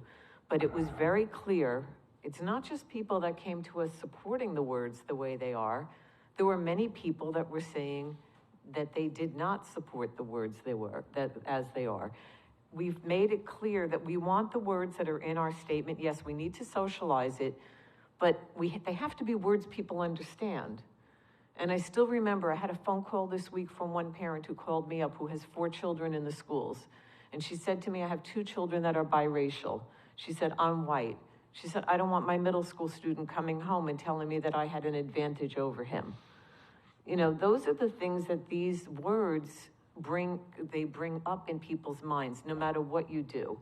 And so you need to understand that it is dividing the community, it is polarizing. The words on our equity statement don't change. I do like what Mr. Barbieri said in the second paragraph at the end, saying sharing power, recognizing and eliminating bias, and distributing resources, taking out the redistributing and make it distributing. I think that that's a very good change to have, but there is absolutely no change in our intent and our direction by removing the words dismantling structures rooted in white advantage, because those are the words that are a trigger. And I want this community to embrace the work that we're doing. But, absolutely, we have not been discussing critical race theory. We are talking about bringing up and providing the resources to all students so that they can be successful in school and in life beyond. And this is critical work, but to have a statement that divides and hurts so many people. I did have one parent that called me crying, asking me where her white advantage was. And those are the things that are, and yes, it is an adult problem, but if we put this out the way it is, it's dividing, it's not uniting. Let's all work together to improve student achievement without offending, misleading, or dividing, or polarizing, or disenfranchising, or making any one group feel less than any other group. Mrs. Andrews, then Dr. Robinson. And thank you. And I just want to say, I work really hard in District 6, and it's truly not about me, but one of my areas is an area that we've been working on for years since I was elected to the board. And I recognize the shortcomings that we have faced within this school district. I know that best of all, because I'm in my car out there on the ground, and I've been on this school board a long time. So when I hear somebody saying that we got to stick with it, when I hear parents that I heard today and I've heard over the last week really disgusted about just our message, when we look at our equity definition and our equity statement, it's beautiful, except for those 7 words that I was talking about. We don't want this to go down because we have to stick with something. If we lose one parent, it's too many parents. We want all of the parents to work with us, to help us with all of these children that we're talking about we need to help. It is going to be our responsibility as a board. It's been our responsibility as a board to do what we needed to do to bring these children up. And I've been working, all of you have been working at it, and working at it hard.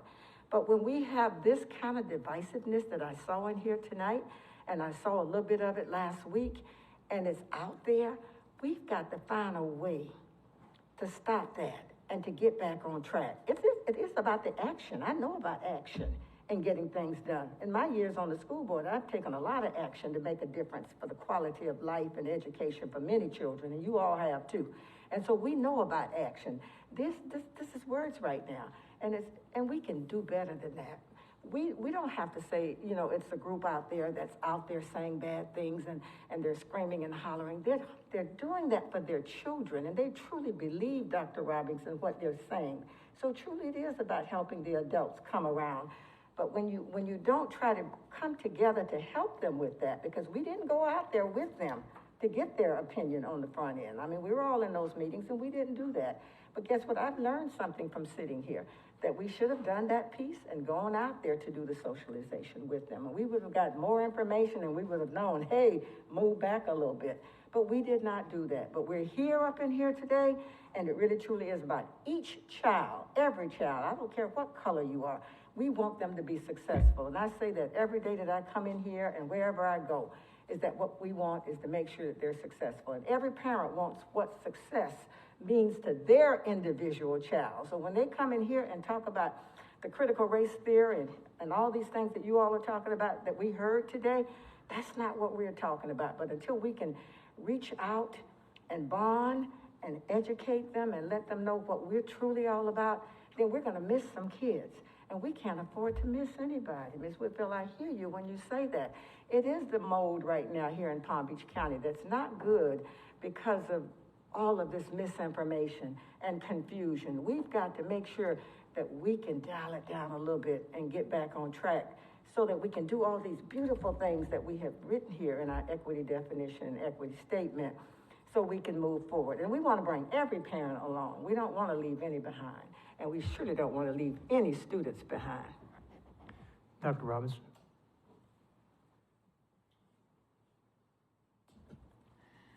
It's a fascinating conversation. I mean, it's as if we weren't leaving some people behind or disenfranchising some parents or having some parents be upset before, right? And that's borne out in statistics. So what I have gotten for years and years and years is unhappy parents. Not all black or brown, but probably the majority, right? And so, like, what we have to do is what's right, not necessarily what's popular.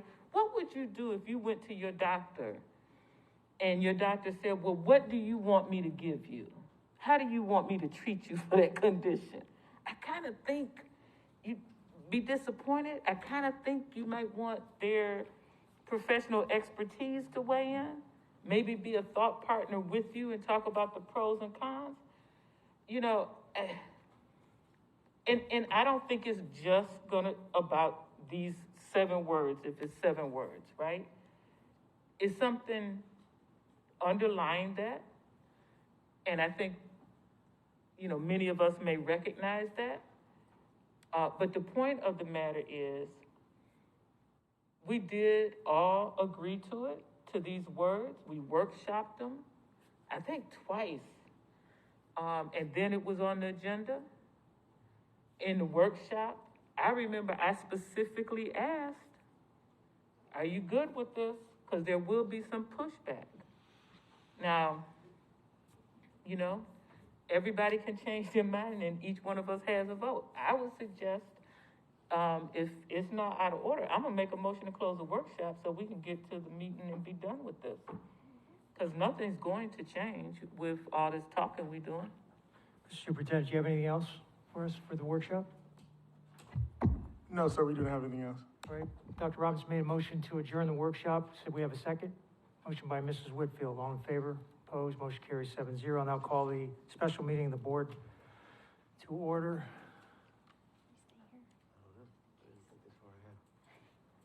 I'll have it open just in case.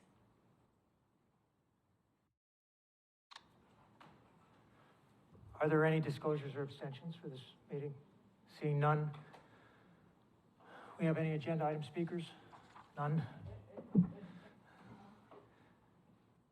So the only item on here is BRD 1. I recommend the board discuss and, as desired, take action to modify, amend, or repeal the equity statement adopted by the board on May 5th, 2021. Motion by Ms. Brill, seconded by Mrs. McQuinn. Discussion. Ms. Brill. Thank you. So I'm going to suggest a change in the language in the second paragraph. With one change, as I mentioned before, the word that Mr. Barbieri suggested, so that the second paragraph would read, achieving racial equity requires proactive and continuous investment in historically marginalized groups who have endured centuries of systemic oppression. The school district of Palm Beach County is committed to transforming our system by hearing and elevated underrepresented voices, sharing power, recognizing and eliminating bias, and distributing resources to provide equitable outcomes. So that's the removal of the 7 words plus removing the RE in front of the word distributing. Mrs. Andrews? I concur with Ms. Brill on that. I do believe this will help us to move forward, to bring the community together, to bring all the children and their families together. And yes, we all said this is what we wanted, but guess what we've learned? And I have to repeat, every day is a learning process. You can't be right all the time. So when we sat there and we felt like this is what we wanted, but we've heard from parents on both sides. And we know that as a district, we have to come together as one for the benefit of each child. And so, Ms. Brill, I love it because I was worried about those 7 words, and I like Mr. Barbieri's distributing because it's for every child to get what they need, each individual child. And when we look at our equity definition and statement, everything else, I think we can move out of this room tonight on a good note that everybody will be working together. Maybe there might be other underlying things, but guess what? We know now we have to get to our communities and socialize this and talk with them to let them know that we're all out here for every child. And for those statements that they said in there, they're not true. And we don't mind meeting them wherever they are to talk about how we're going to move forward in this school district to make sure that we have equitable outcomes for each and every child. And we want all those parents to be along with us as we move forward. She was the second, yeah, she was the second. I can second that, yes. Yes, you seconded it. So I just want to follow up on a couple of things that were actually said at the workshop that we are now discussing on this motion. Dr. Robinson said that there's something underlying those 7 words. What those 7 words do is they bring that underlying whatever to the surface. As long as that underlying issue is on the surface, we are not going to be able to move forward and get any work done because we're going to alienate people that we need to support us. And with respect to Ms. Ayala, I appreciate the fact that there were lots of groups who supported keeping the statement the way it is. But I would say to you, if those are great organizations, and if some of those organizations were here today and would have heard what the disconnect from what people believe that what the words mean, and we asked them, would you rather leave the words or try and bring the community together so everybody is working for the benefit of children? I think that many of those organizations would have probably said, let's forget the words and let's get to work on the job and get it done. And if that means we have to change some of the wording, but we're still looking at the children that need our resources, including Black children and Hispanic children, ESE children, ELL children, I think those organizations would probably say it's not worth the fight over words when you guys aren't going to get the work done because you're not going to get the community support that we're absolutely going to need on the strategic plan. We're absolutely going to need the support of the taxpayers when we go back to them for more money if we have to do that, when the referendum comes due and when the sales tax issue comes up. We have to make sure we have community buy-in on this. And at this point, let's not focus on keeping the words at the expense of losing the community support. So I would hope that you will all agree that we need to modify and get those words out of there with the understanding that taking those words out still leaves the statement, basically, as Ms. Brill said, very powerful and it gets the job done. Mrs. McQuinn and then Dr. Robinson. I am going to end up supporting the amendment, but I want to explain why. Because we've created winners and losers here. There's a lot more in the winning, but the first sentence of the second paragraph, where we say, achieving racial equity requires proactive and continuous investment in historically marginalized groups who have endured centuries of systemic oppression. That's a big statement. So I can live with this. Dr. Robinson. So, just so we're clear, there are many people who thought for a fleeting moment, it was like Camelot, that we were actually going to work towards what every child needs. I hear us saying that even if these words get changed, that's what we're still going to do. Okay. And what they're saying to me is, yeah, right. We'll see. Okay? That's what they're saying. So be very clear that we can't make everyone happy. And those organizations that Ms. Ayala listed represent many, many voices that we never hear, right?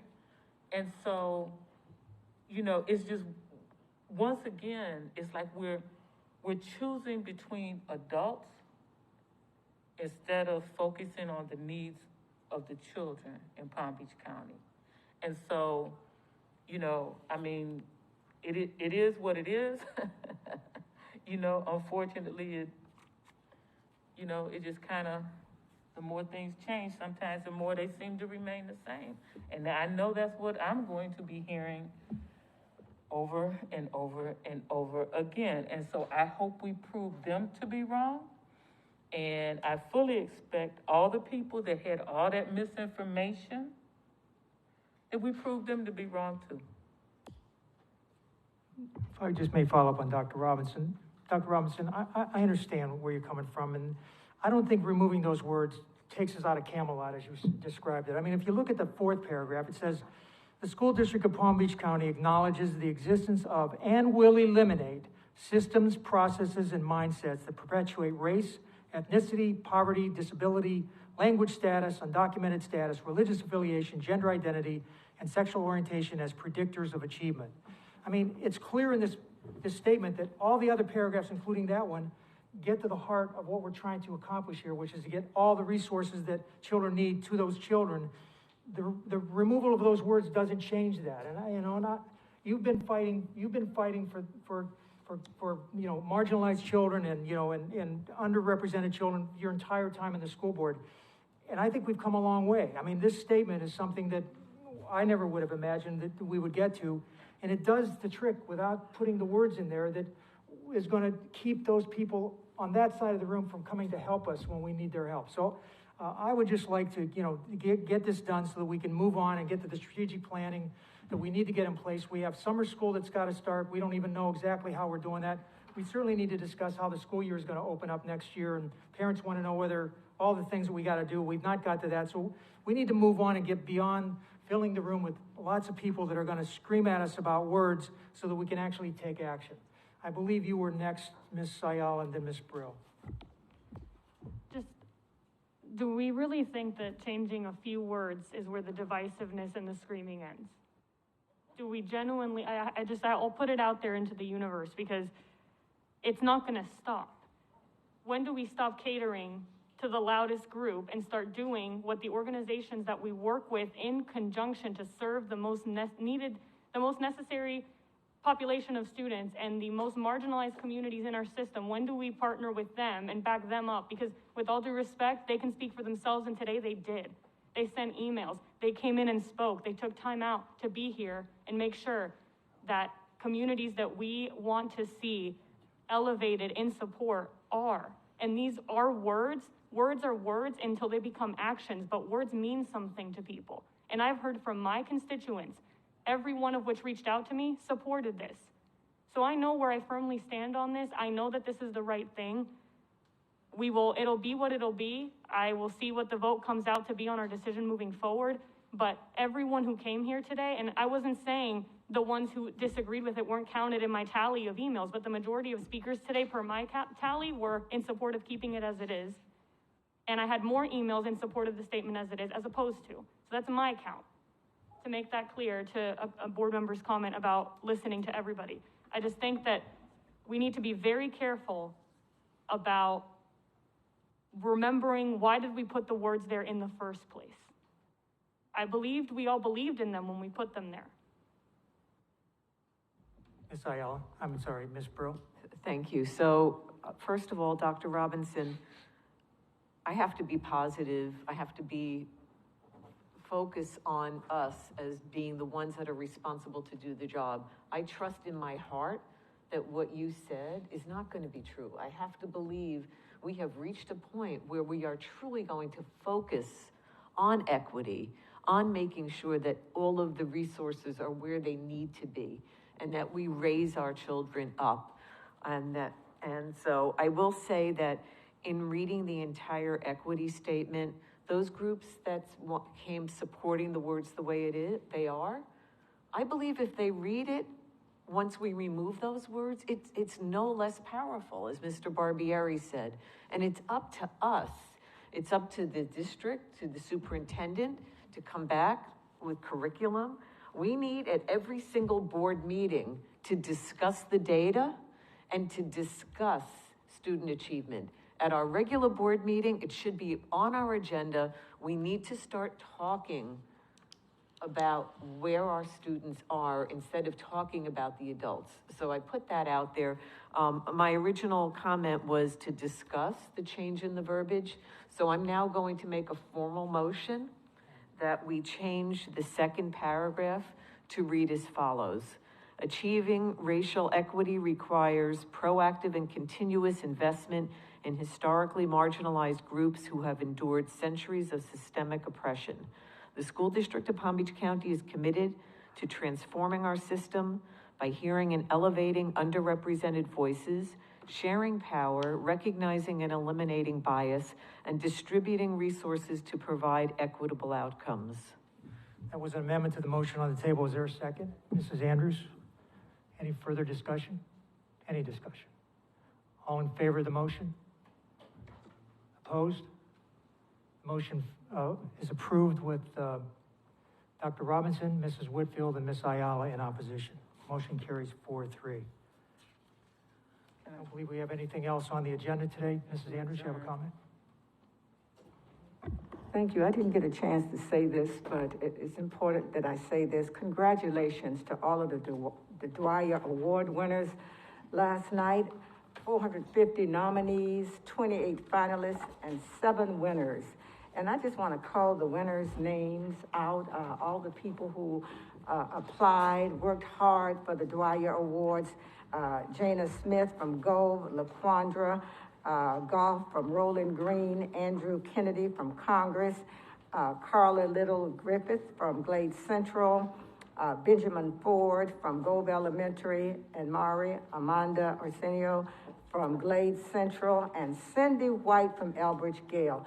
Hooray for our teachers. Thank you to the the Economic Council of Palm Beach County for always doing a great job for our teachers. Congratulations to all of the Dwyer Award participants. Thank you. Thank you, Mrs. Andrews. Motion to Ms. Brill. Thank you. I wanted to first of all thank Mrs. Andrews for bringing that up. And thank you to the Economic Council. I thought they did a fabulous job. Thank you to the Hanley Foundation, the main sponsor. It was a wonderful event. The one thing we didn't get accomplished today is talking about where we go from here in terms of the equity statement. And so, you know, we've talked about, we want to socialize it. I think we're going to need to have a discussion at a later meeting, because we can't just drop the conversation, or we're not going to move forward.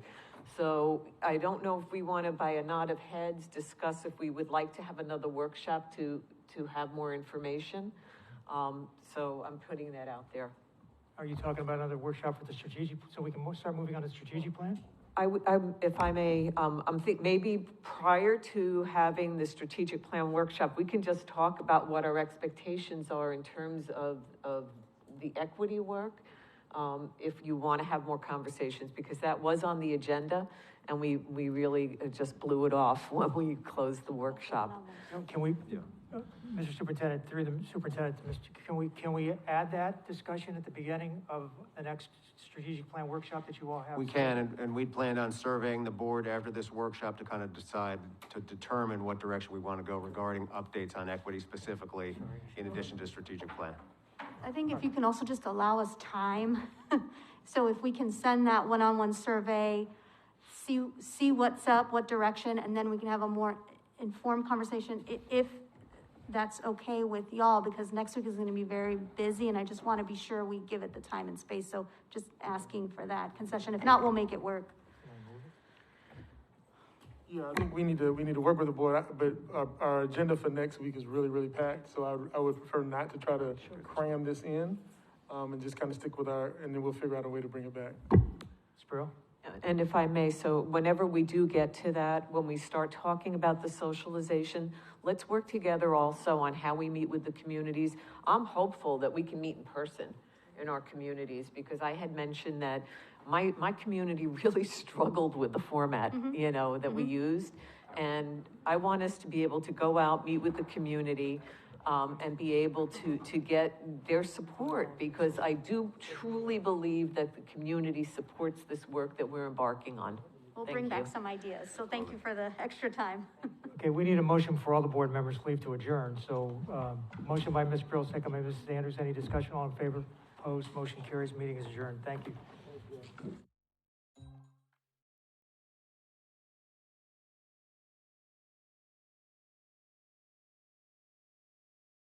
they're innovative, they're